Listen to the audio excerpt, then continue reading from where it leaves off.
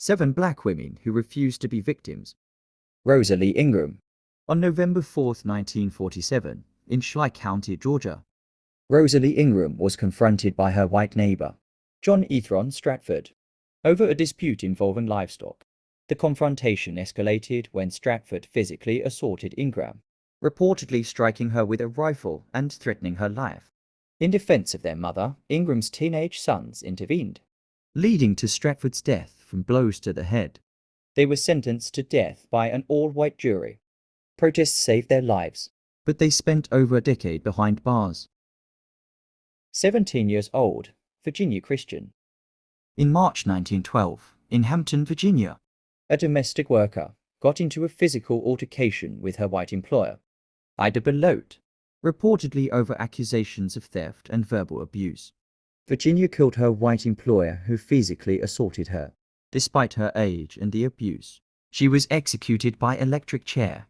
She was the first and only female juvenile girl ever executed in Virginia. Lena Baker. On April 29, 1945, Lena killed Knight, claiming self-defense.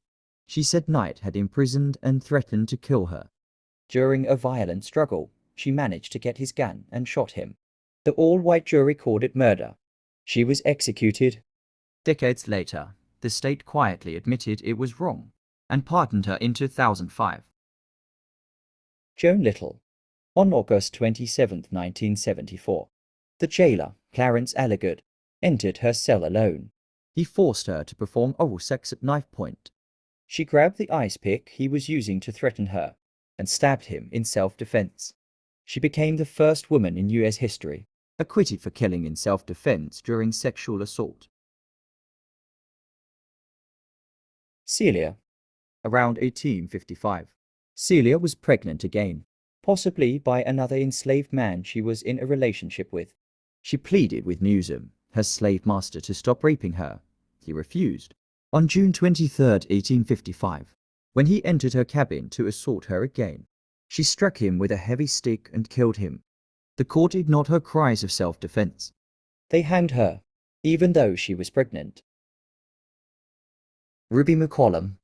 Around August 1952, she was raped repeatedly by a powerful white doctor, Dr. Adam Slane.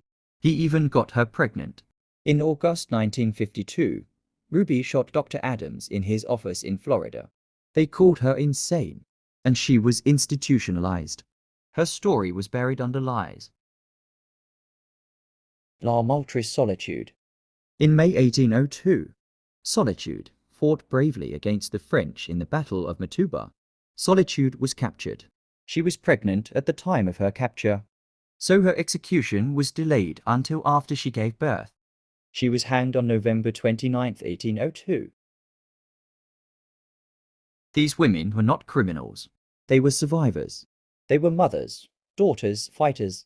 They were punished not for what they did, but for who they were. Black and brave. Their names must never be forgotten.